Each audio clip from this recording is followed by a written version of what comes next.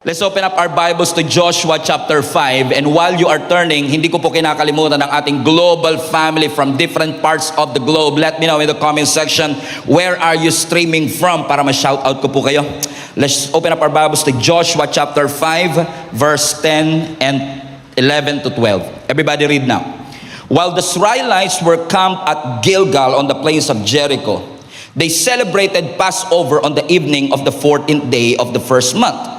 Everybody read now. The very next day, they began to eat unleavened bread and roasted grain harvested from the land. Verse 12. No manna appeared on the day they first ate from the crops of the land, and it was never seen again. So from that time on, the Israelites ate from the crops of Canaan. No manna appeared because they ate the fruit, the crops of the promised land.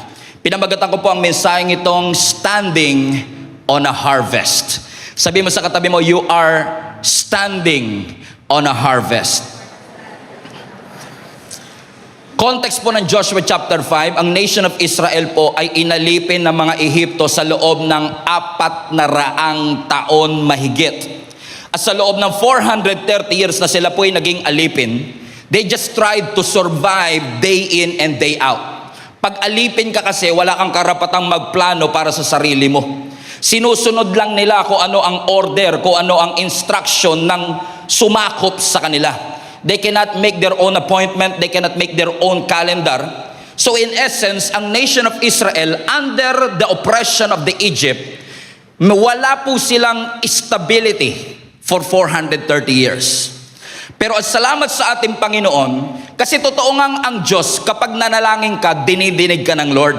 That when you're grown, reach the throne of God, hindi pwedeng hindi sumagot ang ating Panginoon. Kasi ang sabi po ng Biblia, pagkatapos po ang 430 years by the grace of God, diniliber po sila, pinalaya po sila ng Panginoon, kapalit ng 430 years na kanilang pagkaalipin. Pero nung lumaya sila, alam kong excited sila. Nung lumaya sila, alam kong mataas ang expectation nila. Sapagkat ang sabi ng Panginoon, pag lumaya na kayo, dadalhin ko kayo sa lupang pangako. But to their surprise, everybody say surprise, imbis na promised land, ang naratnan nila, wilderness, disyerto, ilang. Akala nila, 11 days lang ang biyahe. Pero yung 11 days, inabot ng 40 years. What a delay.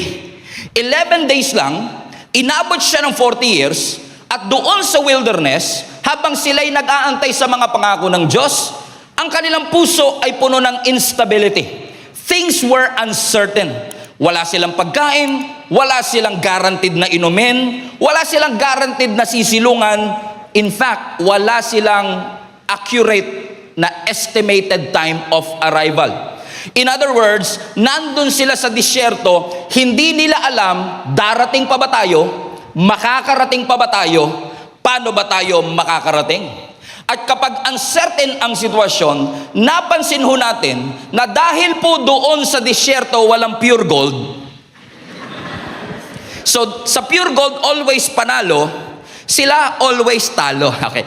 Dahil walang pure gold doon sa wilderness, walang KFC doon sa wilderness, yung baon nila naubos, at pag naubos ang baon, nagsimula silang magutom. And guess what? Mula noon hanggang ngayon, pareho ang epekto ng gutom sa tao. Noon kasi, nung nagutom sila, nagreklamo sila, ngayon ba yung katabi mo pag nagutom ganun din? Hindi lang nagrereklamo, pastor, galit na galit, gustong manakit. O kapag nakaranas ng gutom, gustong manakit. Why? Because the whole community of the nation of Israel, they grumbled before the Lord, they complained before the Lord, and here comes the grace of our Lord Jesus Christ, as of our Lord. Bakit? Nag-complain sila, nagreklamo sila, pero dininig ng Panginoon ang kanilang panalangin. Ang sabi ng Exodus chapter 16, verse 11, the Lord said to Moses, I have heard the grumbling, pagrereklamo, hinaing ng mga Israelites. Sabihin mo, sa Jesus is alive ka man ba? At twilight, sa madaling araw, kakain kayo ng sanggipsal. And in the morning, you will eat meat. And in the morning, you will be filled with bread. And then you will know, because of the provision, that I am the Lord your God. Verse 13. And that evening, Kwek came and covered the camp. And in the morning, there was a layer of dew, hamog, around the camp. And watch this, verse 14. So when the dew was gone, so yung pagkain nagsimula sa hamog. Nung nawala yung hamog, nanganak ng pagkain. Ano sabi ng Biblia, when the dew was gone, thin flakes like frost. Everybody say that with me. Thin flakes like frost on the ground appeared on a desert floor. All of a sudden, yung hamog parang naging cracker, parang naging Coco Crunch. At nung nakita nila, wala na sila makain, nung nakita nila na yung hamog naging crunchy, kinuha nila, continue reading, ang sabi nila, what is it? Highlight that part. They said to each other, what is it? Pag tinranslate mo yung what is it, sa Hebrew, is manhu. Nang ibig sabihin ay mana. So yung mana, Hebrew word siya ng isang tanong. Ano po yung tanong? What is it? Bakit nila natanong kung anong klaseng pagkain yun? Kasi ang sabi ng Biblia sa dulo, for they did not know what it was. Ibig sabihin yung pagkain na yun, although mukhang tinapay, mukhang crunchy, pero walang kaparehang pandikoko sa Pilipinas. Wala siyang kahalintulad sa Pilipinas, wala siyang kahalintulad sa kanilang bansa, kaya natanong nila ang kanilang sarili, ano ito?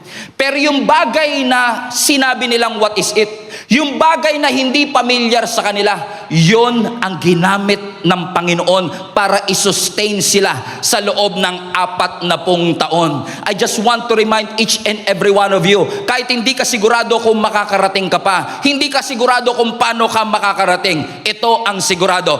Even in the midst of uncertainty, your God is able to provide for you. Even in the midst of a wilderness, God is able to provide for you. This is a reminder for each and every one of us that God is able to provide. He is able to give you food even in the midst of uncertainty.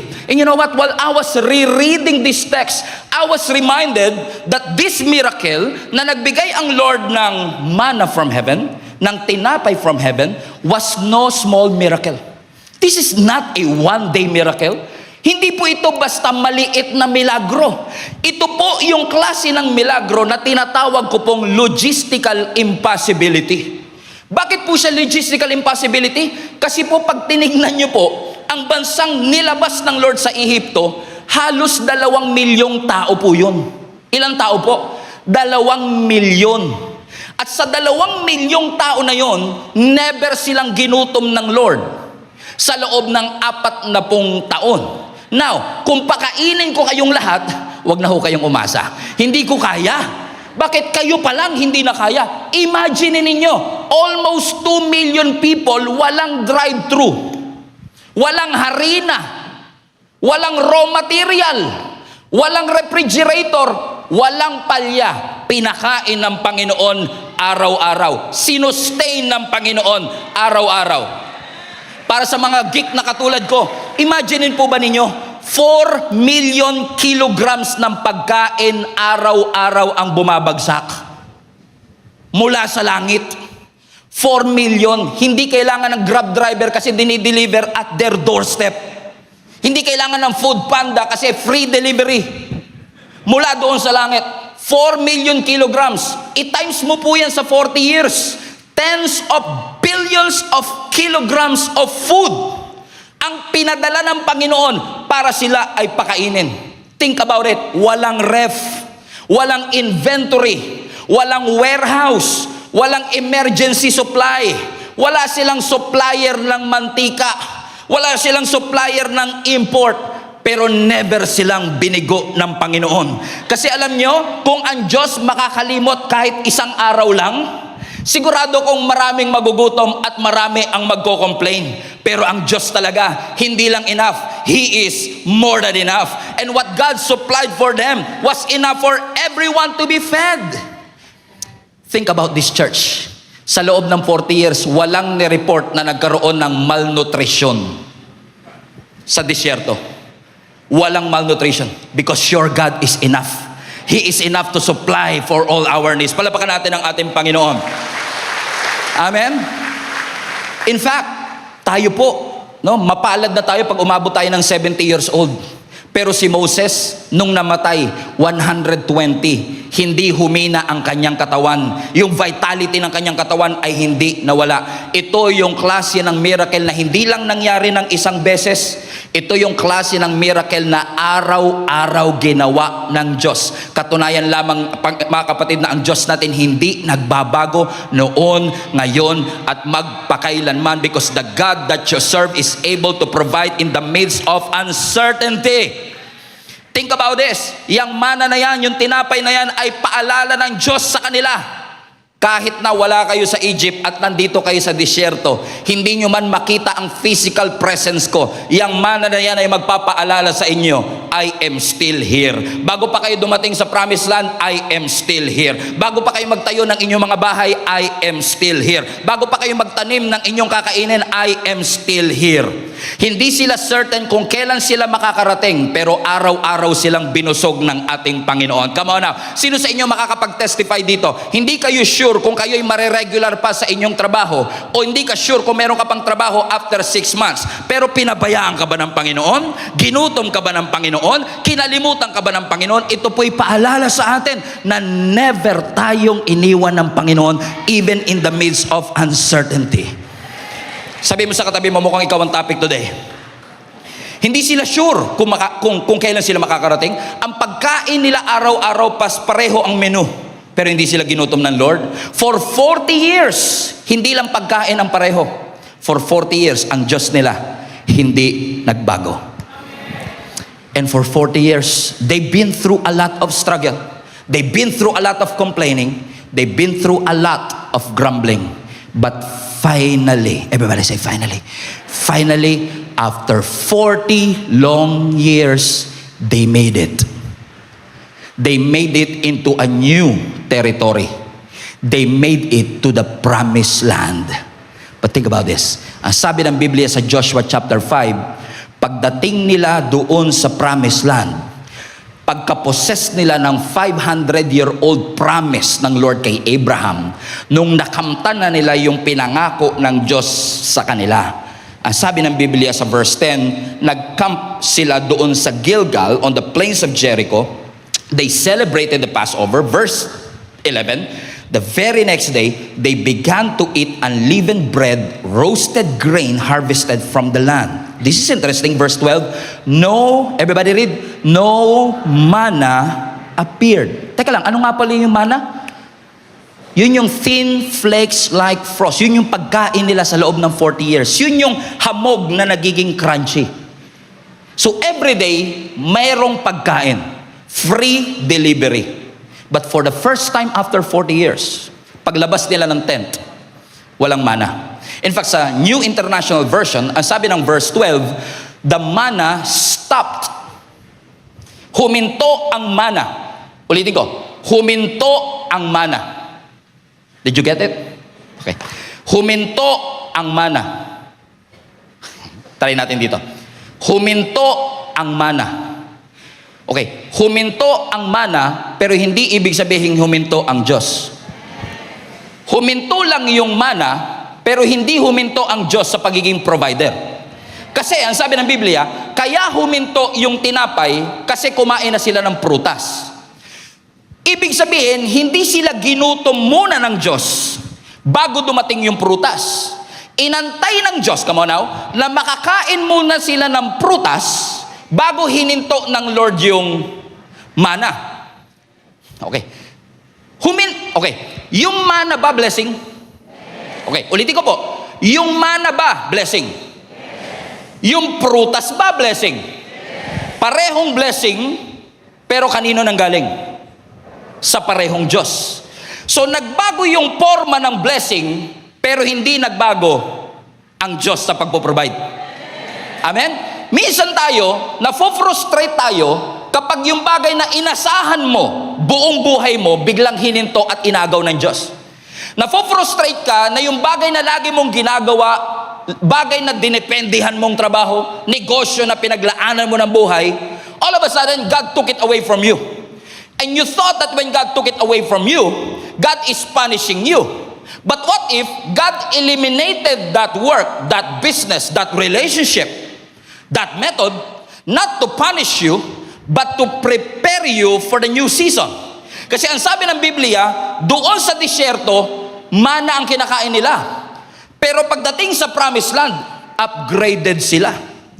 Kasi hindi lang sila dinala ng Lord sa bagong territory, hindi lang sila tumawid sa bagong season, hindi lang sila tumawid sa bagong taon, hey, Happy New Year, hindi lang sila lumipat ng bagong building, hey, come on now, nung lumipat sila, nung nagkaroon ng transition, God has to eliminate the previous miracle to give way for the new.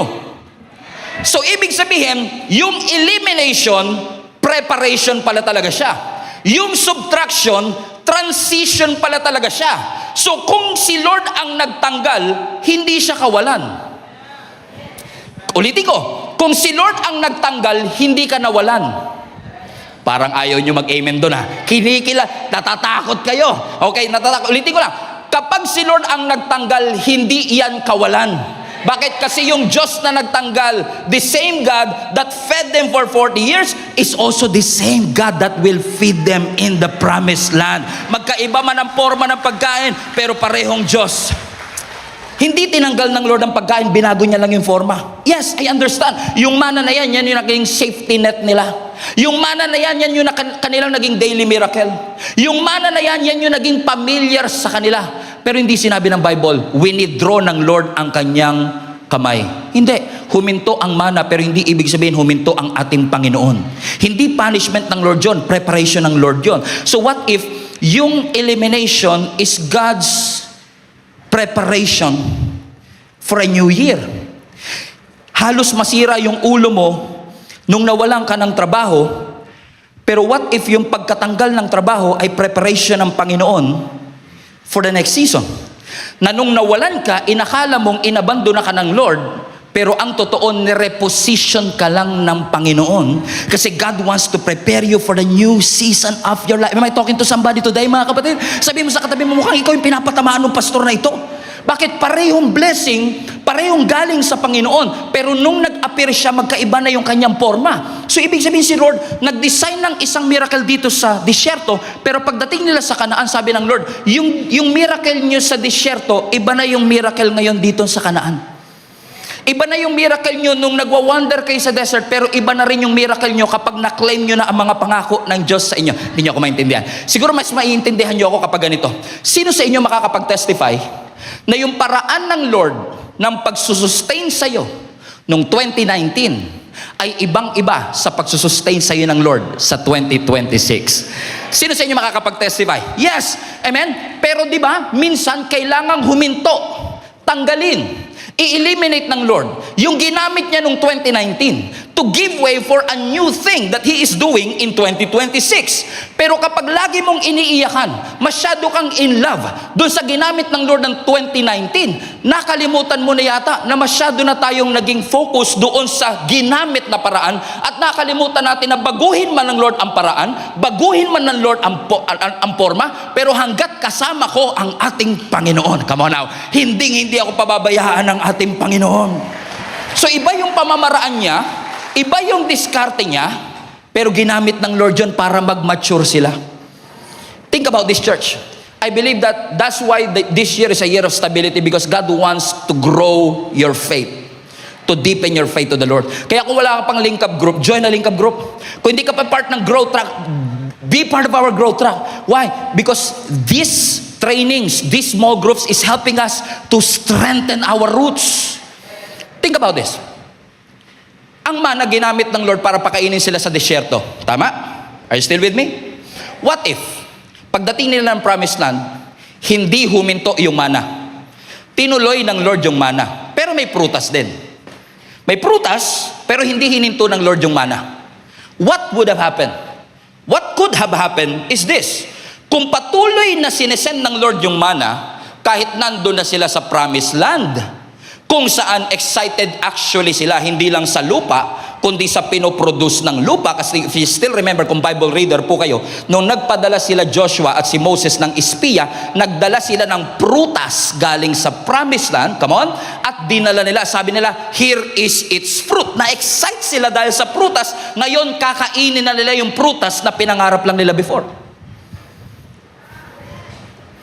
So what if, sa disyerto kumakain sila ng mana, pagdating nila sa promised land, may prutas, pero may mana pa rin. If God allowed that to happen, na meron pa rin mana, never silang matututong magtanim. Never silang matututo na magantay. Never silang matututong mag-cultivate. Naaasa lang sila na araw-araw may provision. Nakakalimutan nila na gusto silang i-develop ng Lord to cultivate. That sometimes God will eliminate something in you kasi pang-bata yun. Pang-immature yun. Merong bagong forma. May bagong forma. Okay. Sino sa inyo dati, nung kayo po ay bata pa, yung nanay natin ang lagi nating inaasahan sa lahat ng bagay. Paghihingi ka ng baon, ma, pengin baon. Pagkakakain ka, ma, ano ulam? Ma, kakain na ako. Pagka 2 years old yung nagsasabi nun, ma, I want to eat. Ang cute eh. Ang cute pakinggan na, ang galing ng anak ko magsabi ng, I want to eat. Inglesero pa yung anak ko talaga. Pero kapag 40 years old na yung anak mo, wala pang trabaho, come on now. Tas araw-araw, nandun sa bahay mo nakahiga sa sopa, nagko-computer, at pag napagod siya, ma, anong ulam? Ay, sigurado ko hindi ka makukyutan sa kanya. Maiinis ka sa kanya. Bakit mga kapatid? Kasi hindi na bagay sa kanya na sinusubuan pa. Kapag ba hindi mo siya pinakain, hindi mo na siya mahal? No. Gusto mo lang siyang i-empower, natindigan yung bagay na para sa kanya. Ganun ang ginawa ng Lord. Hindi ng Lord hinihinto yung mana kasi gusto kanyang parusahan. Kaya hininto ng Lord yan kasi gusto ng Lord matuto tayong magtanim. Na minsan ihihinto ng Lord na i-spoon feed tayo. Hindi dahil galit ang Lord sa atin, kundi gusto ng Lord na ikaw ay mag-mature. Yes, sa wilderness, araw-araw kang umaasa sa Diyos, pero sa Kanaan, ikaw na magtatanim. Sa wilderness, sabi mo, Lord, nagtitiwala ako sa iyo. Pero doon sa promised land, ang sabi ng Panginoon, I want you to become a good steward. Sa wilderness, ang Diyos ang nagpapadala ng pagkain. Pero dito sa promised land, binigyan niya tayo ng lupa. Binigyan niya ang nation of Israel ng lupa. Because the same God who rained bread from heaven is the same God who released that fruit from the soil. But one miracle has to stop to give way for the new.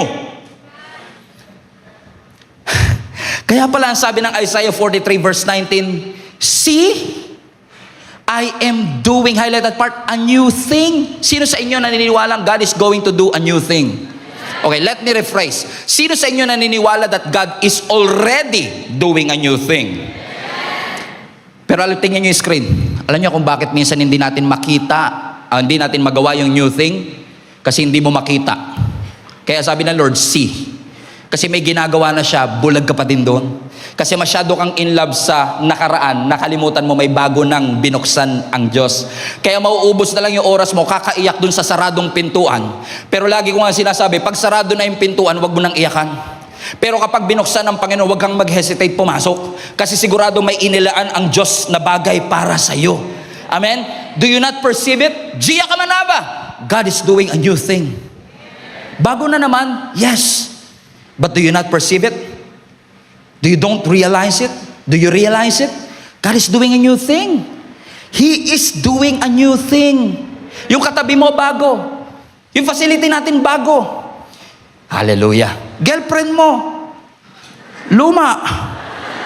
Kasi nung nag-text yung ex, come on now. Yung mga text ng ex talaga na yan, distraction yan. Sabi mo sa katabi mo, huwag mo na replyan yan. Amen? Bakit? He's doing a new thing. Because ang pag-ibig ng Lord sa atin, ano man ang season, hindi nagbabago. Ang pag-ibig natin, ang ng Lord sa atin, ano man ang season, hindi mauubos. Hindi huminto ang mana kasi wala nang supply sa langit. Sinabi ng langit, sorry, wala na akong mapapadala. No, huminto ang mana intentionally. God can still provide, but He chose to withdraw it because God wants to upgrade us into a new diet. Amen? Kaya pala sabi ng Lamentations chapter 3, the steadfast love of the Lord, it never stops. But His mercy, they will come, never come to an end. Wow. Sino sa inyo naniniwala mahal kayo ng Panginoon? Pero katulad ng relationship, naniniwala ba kayo ang love natin nagmamature? Pag, alam nyo, lagi ko to sinasabi pag nagkakasal ako. Pagka meron akong kinakasal at 3 buwan pa lang silang kasal at nakita mong sweet sila, walang nagtataka. Walang nagtataka. Ba't ang sweet nyo? Walang nagtataka. Kasi dahil bago pa sila, expected mong sweet sila. Correct? Pero pag 35 years ng kasal, tapos sweet pa din, yun, magtataka ka talaga. Anong sikreto nyo? Kasi di ba minsan, sinasabi nga natin, may mga mag-asawa, minsan kami ni Jenny, sasabihin namin, ganyan din tayo dati, no? Magtitigal lang ng konti. Oh. Di ba alam na lahat ng mga may asawa yan eh. Di ba alam na lahat ng mga magjowa yan na 5 years na kayo. Alam niyo yun, di ba? Iba yung, kasi dati, ang interpretation mo pag mahal kayong kiniliti ka, parang feel na feel mong mahal na mahal kapag kinikiliti ka. Feel na feel mong mahal na mahal ka kapag tinext ka ng, kumain na you. Di ba? Parang feel, uy, ang sarap naman nun. Kasi feeling mo, nung nagsisimula kayo, parang yung chemistry, grabe. Parang ramdam na ramdam mo yung pagmamahal, compatible na compatible kayo. Alam niyo yung, makita mo pa lang yung picture niya, tumataas na balahibo mo eh. Kala mo, Halloween, grabe, nakakatakot. Kasi iba talaga. Alam mo, pansinin mo yung mga bago talaga. Ay grabe, naalala ko kami ni Jenny, panahon ng Sun Cellular kami. Hindi nyo na naabot yung Sun Cellular? Nung mahina pa signal ng Sun Cellular, nakaganon ako sa bintana, makahanap lang ng signal. Willing mga awet para sa iyong minamahal. Pero, porke ba't hindi na ako nakaganon ngayon, hindi ko na mahal si Jenny? No. Mahal mo pa rin, nag-mature lang yung pag-ibig. Kasi, sa totoong realidad ng pag-ibig, importante na yung communication. Ang mas importante, faithfulness. Ang mas importante, dedication. Sacrifice.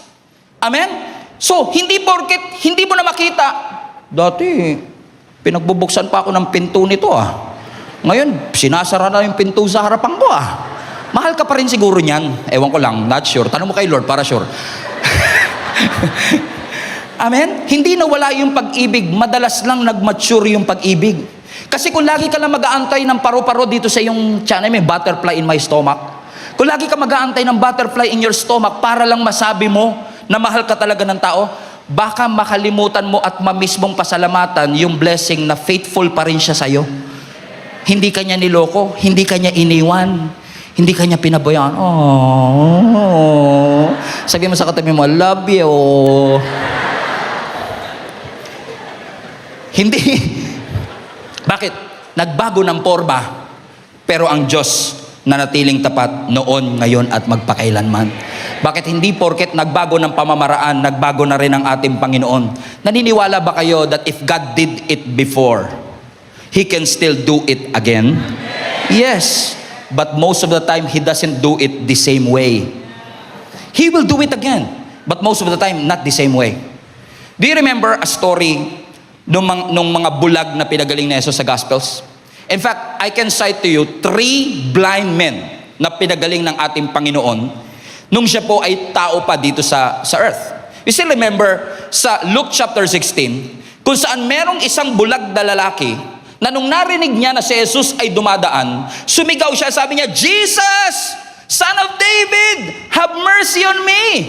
Pero pinahinto siya ng mga disciple at sinabi sa kanya, huminto ka, shut your mouth. But he shouted even more, Jesus, Son of David, have mercy on me. Nung narinig siya ng ating Panginoong Jesus, Jesus stopped sa kanyang paglalakad. Huminto ang ating Panginoon. Just think about it. The God who spoke the universe into existence, He stopped for a blind beggar. And if God can stop for a blind beggar, He can surely stop for you. Ang sabi ni Lord, what do you want for me to do to you? Anong gusto mong gawin ko sa iyo? Sabi niya, Lord, gusto ko pong makakita. Look at verse 42. Jesus said, verse 42 anak, Luke 16. Sabi ng verse 42, Jesus said, receive your sight. Receive your sight for your faith. Receive. Ano daw sinabi ni Jesus Christ? Pakisabi po, pakilakas, highlight that part. Receive. So nagsalita si Lord. At sinabi ng Lord, tanggapin mo. For your faith has healed you. What happened next? Verse 43. Immediately. Oh, pagkasabi ng Lord, receive your sight. Immediately, he was healed. Sino sa inyo gusto yung ganyang klase ng blessing? Yung pag sinabi ng Lord, nanalangin ka, nandyan kagad ang sagot ng Panginoon. Kasi ang Diyos natin is a God of immediately. Our God is a God of suddenly. That suddenly, you got pregnant. Immediately, you have that promotion. Come on now. Amen? Sino sa inyo naniniwala? Hindi man nagawa ng ilang taon, your God is able to accelerate things and immediately you have it. That when you rely on the Word of God, when He said, receive your sight, immediately, everybody say immediately, he was healed. Pero may kilala rin ako na isang bulag sa John chapter 9 naman, hindi immediately nangyari sa kanya. Kasi itong bulag na ito, lumapit din kay Jesus Christ, humihingi din ng kagalingan, but for some strange, slightly yucky reason, ang sabi ng Biblia, sa John chapter 9 verse 6, nung humihingi ng kagalingan yung contestant number 2, pangalawa na ito ha, ang sabi ng Bible, after saying this, highlight this part, Jesus spit on the ground, made some mud. Everybody say, ew. With the saliva, saliva ng creator of the universe, okay na rin. And put it on man's eye. Teka lang, yung isang bulag, walang putik. Walang dura. Pwede bang gawin uli ni Jesus yon? Receive your sight. Pwede naman eh. Ba't may putik pa? Bakit kailangan pang putikan? Ba't kailangan pang magkaroon ng saliva? Kasi yung una, it is a miracle of declaration. Dineclare lang, gumaling na kagad. Pero dito sa pangalawa, may proseso ang miracle. May mga miracle na biglaan. Pero may mga miracle na may proseso. Okay. Humingi ka ng trabaho, okay. Humingi ka sa Lord, gusto ko ng extra income, binigyan ka ng trabaho. Pero pag di mo pinasukan yung trabaho, walang extra income. So you have to work hard. Okay. Sino sa inyo naniniwala, God is able to provide? I've seen that happen in my life. Amen? Na minsan hindi ko pinagtrabahuan, ibinigay ng Diyos sa akin. Immediately I receive it. Pero may mga pagkakataon din naman na yung blessing kailangan mong iproseso. So, magkaiba ng paraan, pero parehong Diyos ang gumalaw. Nagbago ba ang Diyos? Hindi, nagbago lang siya ng technique. Eh kung ikaw ay addict sa method, addict sa nakasanayan, addict sa mana, nung si Lord gumagawa ng putik, sabi mo, Lord, wait Lord, nararamdaman ko may putik ka sa kamay mo. Kasi hindi siya makakita eh. I just realized. Nabalitaan ko yung isang milagro mo sa kapwa ko bulag. Nagsalita ka lang dun. Walang involved na dura, Lord. Ba't ito may dura ngayon? Pwede niyo ba sabihin yon? Yes. Pwede niya sabihin kasi ginawa na ng Lord before. If God did it before, He can do it again. But not the same way always. And then may kilala ko, isa pang bulag.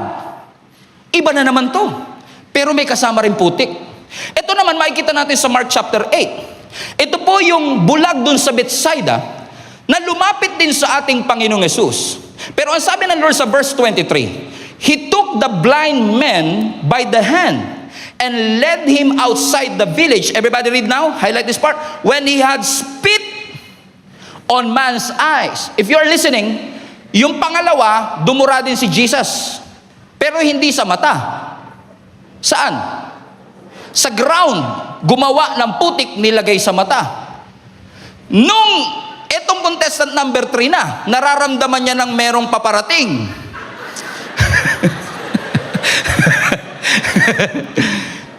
Lord, ano yan?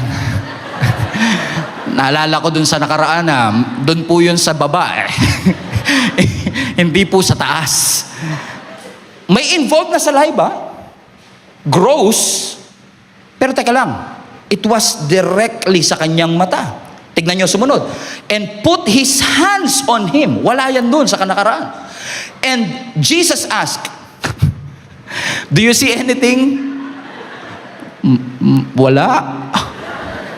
And look at what happened. Verse 24. He looked up and he said, everybody read now, I see people and they look like trees walking around.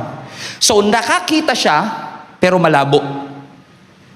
So ano ginawa ni Lord? Verse 25. Highlight this part. Once more, Jesus put his hands on the man's eyes. Then his eyes were opened and his sight was restored and he saw everything clearly. Doon sa pangalawang contestant, nung nilagay yung putik, gumaling agad. Dito sa pangatlo, nung nilagay yung dura, may nakikita ka na, labo, Lord. Pero nakakakita po ako ng mga tao parang puno. Tinakpan uli ni Lord, nakakakita ka na, yes Lord, nakakakita na ako. So papansin nyo, yung isa instant, yung isa may proseso, yung isa progressive. Iba-iba yung method, pero pare-parehong Diyos. Paano kung in love ka sa method? In love ka sa sabi mo, Lord, nakita ko yung ginawa mo sa co-office mate ko. Gusto ko gawin mo rin yun sa akin. Mamimiss mo ang Diyos kapag nakatali ka sa miracle na ginawa ng Diyos sa ibang tao. Kasi may unique na blessing, may unique na pamamaraan, may unique na method ang Panginoon sa bawat isa sa atin.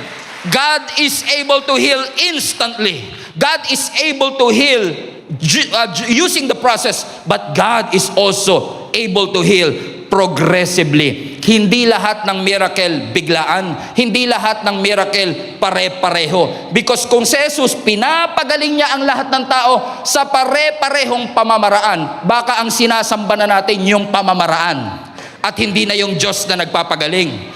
Tingnan niyo po tayo mga Pilipino, dahil nakita nila si Katasyo nagpagaling, lahat nagpuntahan kay Katasyo. Nakita nila yung puno, may itsura, parang si Jesus yun. Lahat nagpilahan doon. Yung isang tao nakakita ng hollow blocks, parang si Jesus to Lahat nagpilahan na doon, nilagyan na ng kandila. Tumingin, kumain ng cheese bread, si Jesus to Nangungusap ka nga, Panginoon. Kung masyado tayong in love sa pamamaraan, mamimiss natin na ang Diyos natin, He moves in a mysterious ways. Nakakaiba ang pamamaraan ng Lord ng pagpo-provide. Kaya wag mong kainggitan kung paanong pinagpala ang iba. Kasi merong pamamaraan ng Diyos sa iyo. Maaring sila through mana, ikaw through fruit, iba ang forma, pero parehong Diyos. Ang Diyos natin hindi nakabound sa isang template. Na hindi porket ganito ang filter, ganito ang blessing, ganito ang miracle, ganito na lahat sa lahat ng tao. No. God is not bound by one formula. Kasi kapag ang Diyos bound ng isang formula, yung pananampalataya natin, mechanical na lang. Paano ginawa sa iba? Baka ganun din ang gawin sa akin. Ang Diyos po natin hindi ATM. Na kapag pinindot mo ang tamang combination, may lalabas na pera. Minsan ang provision hindi darating bigla. Minsan may provision na 10 years darating. Minsan may provision na kailangan mong paghirapan at pagsikapan. But either way, gumaling ka man sa pamamagitan ng prayer o gumaling ka man sa pamamagitan ng doktor, parehong Diyos ang nagpapagaling. Kasi ang doktor, they can cure. But your God is only the one who can heal you, who will provide for you, and will protect you. Nagbabago ng Diyos ang Diyos ng method. Mana sa disyerto, prutas doon sa promised land. Pero parehong Diyos ang kanilang napansin. Minsan babaguhin ng Lord ang method, pero ang mission pareho pa rin. The mission of this church, ever since day one, hindi pa ako nandito noon, I believe is the same mission na pinapagawa ng Panginoon sa atin, to go, to bear fruit, and to have our fruits remain. So I don't know who is this for. Kung huminto man ang mana, nawalan ka ng trabaho, nalugi ang negosyo, nawala ang relationship, huminto ang isang bagay na inasahan mo for many years, sabi mo sa katabi mo, don't panic. Don't worry. Ayaw kaguol, ayaw kabalaka sa Bisaya. Huwag kang mag-alala. Bakit?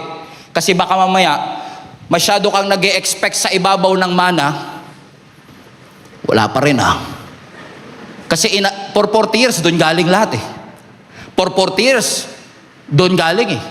So, akala mo ngayon, doon pa rin galing. Kasi si Lord nasa taas eh. Pero what if yung blessing na dating binibigay sa taas, sabi ng Lord, mali ang tingin mo. Check the ground. Because you might be standing on a harvest.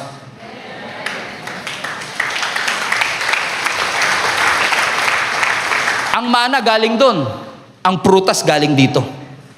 Pero parehong Diyos ang nag-provide. So I want to encourage our global family. Check the ground. Baka mamaya inaasahan mo, tingin ka ng tingin, linga ka ng linga sa iba't ibang pintuan. Iba't ibang bansa. Ma-approve lang yung visa mo. Ginawa mo lahat, nangutang ka kahit kani-kanino. Ma-approve lang yung visa na yan, makapagtrabaho sa ibang bansa. Kasi inaasahan mo, dito galing sa ibang bansa ang promotion. Dito galing sa ibang bansa ang financial breakthrough. Pero sabi ng Lord, kakatingin mo dyan, mapapahama ka. Tapos na si Lord dyan. Check your ground. Baka sa trabaho mo, doon ka pagpapalain ni Lord. Baka dyan sa business mo ngayon, yan ang gagamitin ng Lord. Baka yung relationships in your life ang gagamitin ng Lord to bring you closer to Him. Eh kung lagi ka naghahanap ng iba, wala bang iba? Makakalimutan nating ipagpasalamat yung mga bagay na nando na pala tinutungtungan na natin. And I'm saying this to you not just prophetically, realistically, because I am literally standing on a harvest. Harvest na hindi lang ako ang nanalangin. Harvest na hindi lang ako ang nag-sacrifice. Harvest na hindi lang ako ang nag-alay ng buhay. Napakarami pong tao ang nag-alay ng buhay, ng dugo, ng iyak, ng tulog para po mangyari ang nangyari po sa atin ngayon. But thanks be to God, parehong Diyos na nandoon, hindi man nila iyon nakita ngayon. Pero gusto kong ipaalala sa inyo that all of us are harvest that the previous Christians, leaders, and volunteers have been praying for. Don't think for a moment it was our skills, it was our ability. No, my friend, it is the Lord in the first place, because the same God that fed them, the same God that protected them, the same God that sustained them is the same God that is sustaining us today, healing us today, protecting us today, providing for each and every one of us. Check your ground. Baka mamaya nakatayo ka na pala doon sa prayer request mo dati, hindi mo na naipagpasalamat. You are already standing on that harvest. Houses that you did not build, wells that you did not dig, vineyards that you did not plant, dinat na nila, finish work na. Pagdating nila sa promised land, i-harvest na lang nila. Hallelujah. Wow.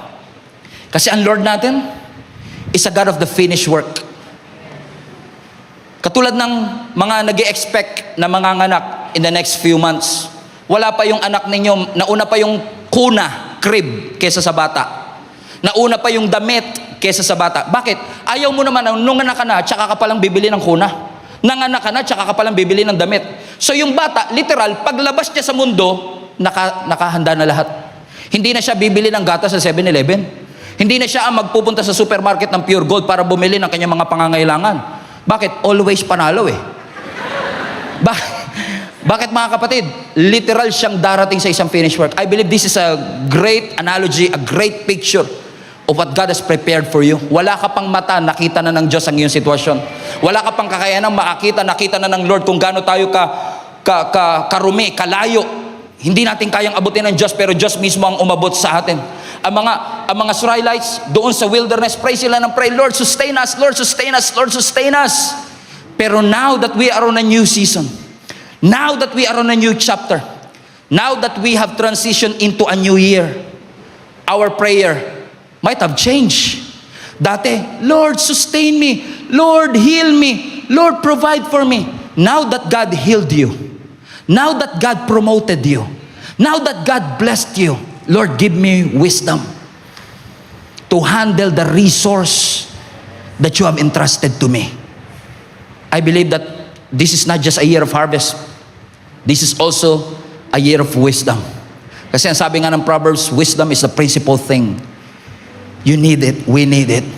So that when we face this 2026, a year of stability, stability will only happen if we are able to hold on to Him who kept us alive Kung nakakapit ka sa mana for so many years, sabi ng Lord, wag niyong kapitan yung mana na yan. Yes, binuhay kayo niyan sa 40 years, pero hindi kayo magiging bansa kung yan lagi ang kinakain ninyo. You need to learn how to build, you need to learn how to farm, you need to learn how to plant. Because marami sa kanila walang background sa agriculture. This was new to them. But this new thing is the thing that God promised to Abraham 500 years ago. And they were literally standing on a harvest and they don't know it yet.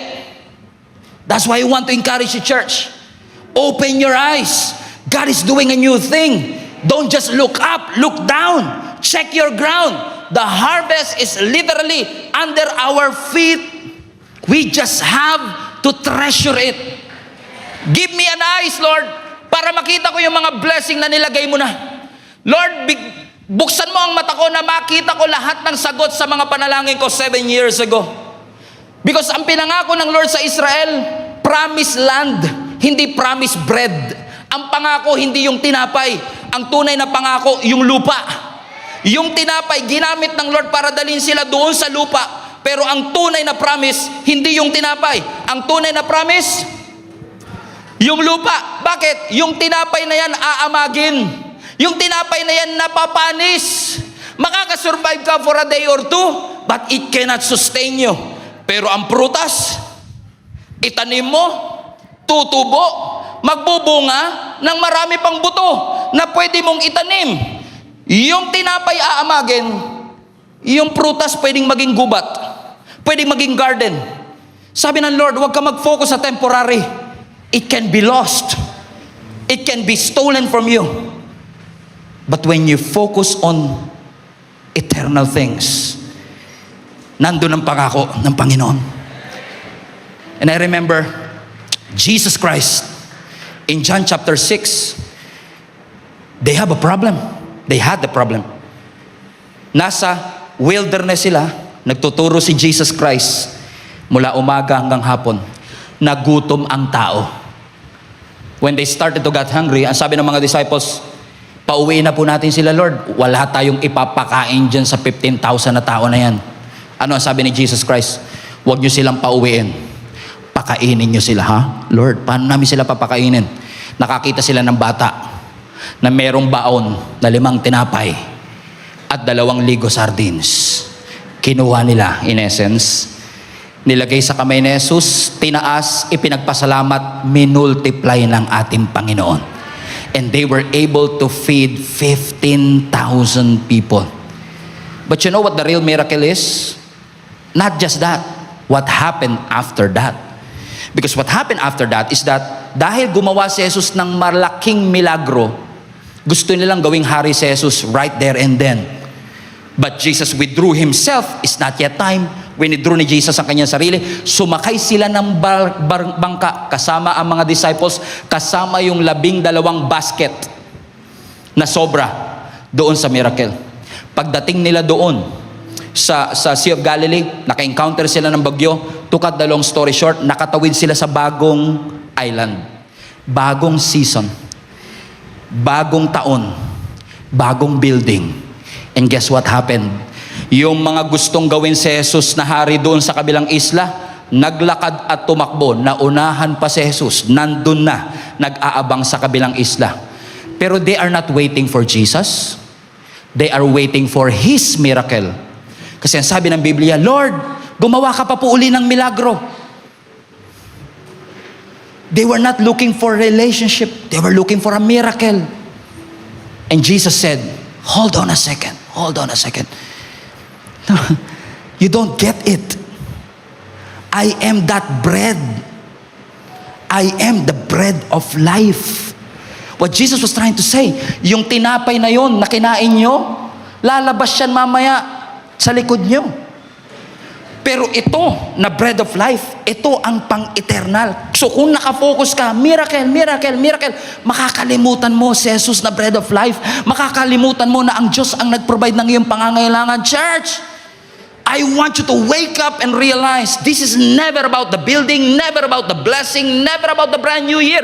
It's all about His presence. It's all about your God. It's all about the Lord.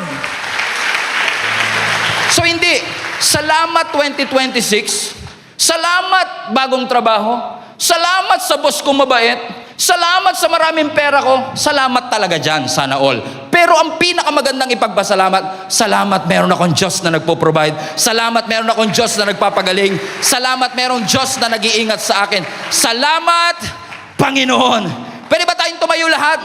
Pwede ba tayong sumigaw in 3 seconds? Everybody shout, salamat Panginoon. Raise up your hands. Thank God for the things that He has done in your life. The ways that He has made, the doors that He has opened, the sickness that He has healed. Salamat, Panginoon.